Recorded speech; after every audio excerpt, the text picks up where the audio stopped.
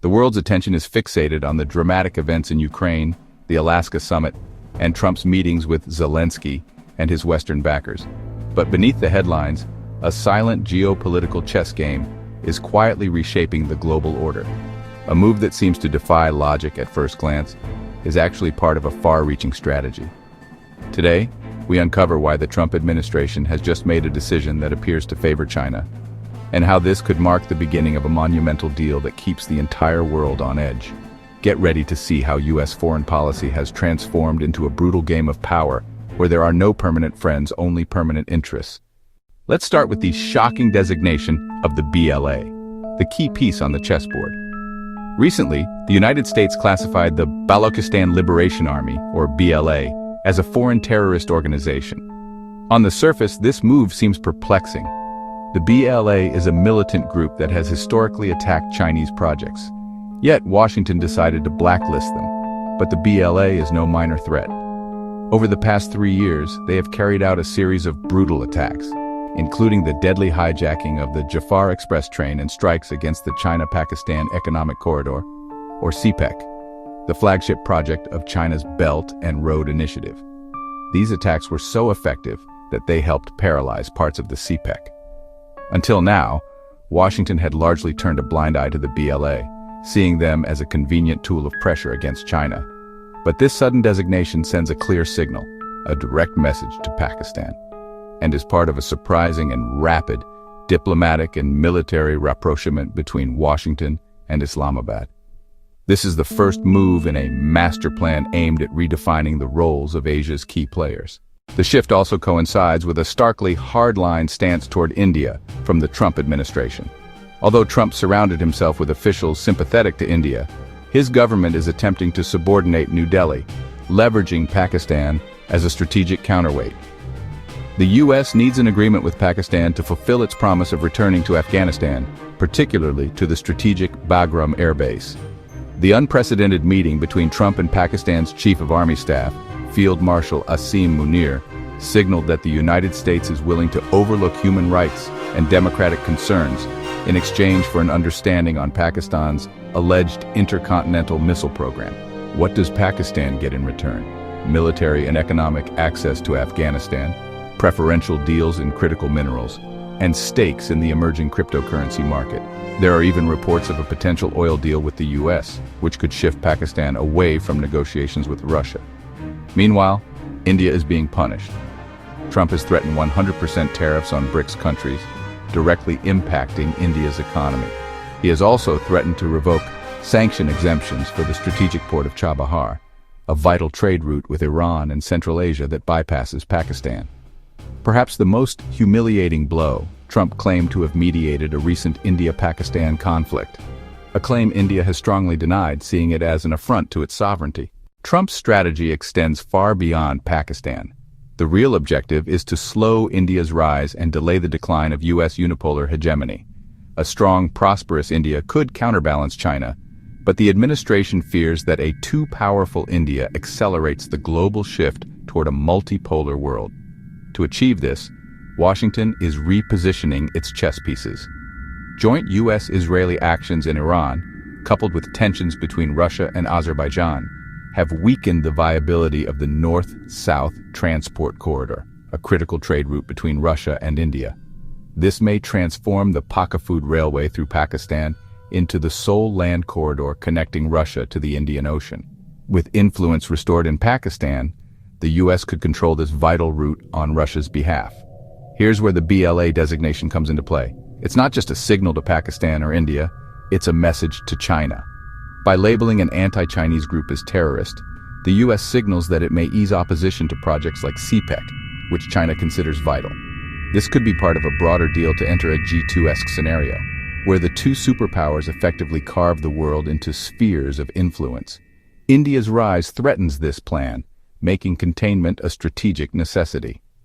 Indian analyst Surya Kanonkar even speculates that the BLA designation could be a pretext for the U.S. and Pakistan to attempt to blacklist India in the Financial Action Task Force under the claim of supporting terrorism. This underscores how deep and multifaceted this power game truly is. In summary, the U.S. designation of the BLA is far more than an anti-terrorist measure.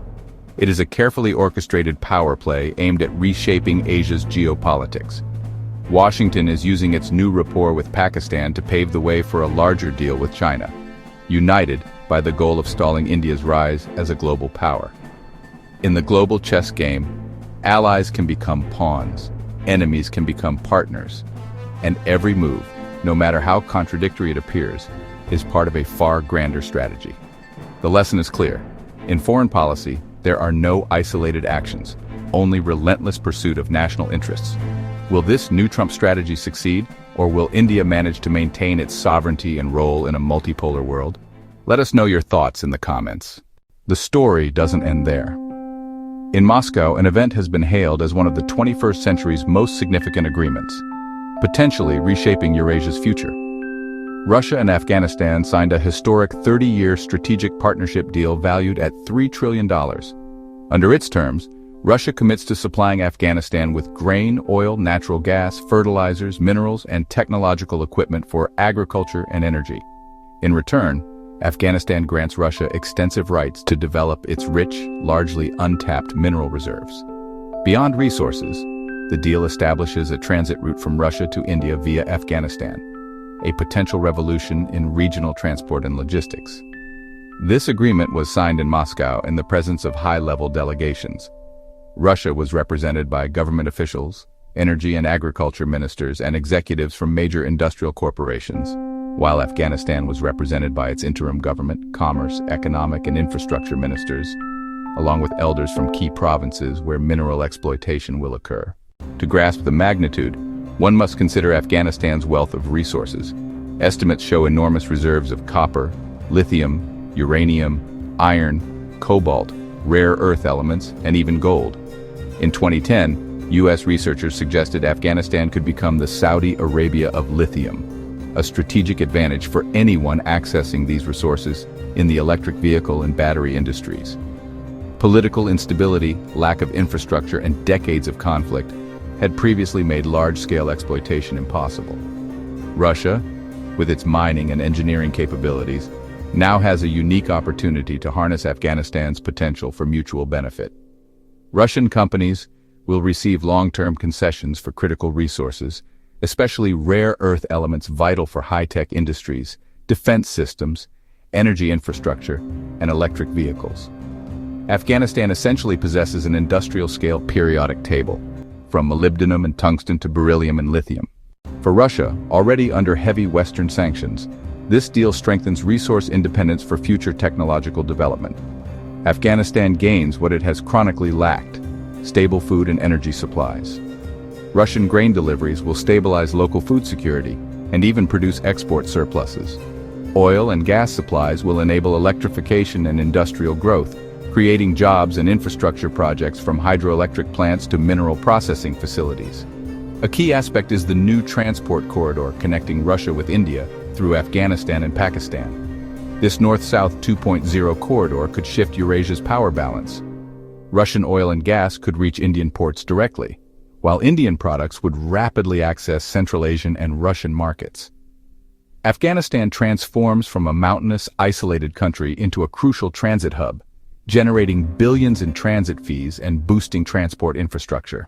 Politically, Afghanistan moves from international crisis country to potential stabilizer.